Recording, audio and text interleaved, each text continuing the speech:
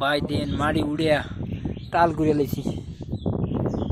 ছেলে এক একজনে ফিলার লগে সুস্থ হয়ে গেছে দেখছেন আর ওই যে একদম যাইতেছে ভাই ওই যে আরেক গ্রুপ মাড়ি উড়িতেছে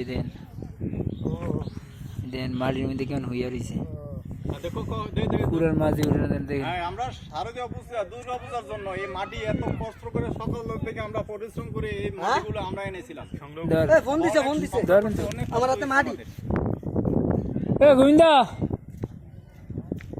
গোবিন্দা ইয়া কি কইছো আলমগীর ভাই কি কইছে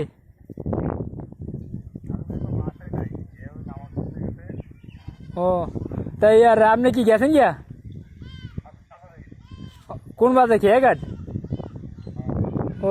সানসে কিছু খাওয়ান দাওয়ান বাইরে লয়ে আনছাই হ্যালো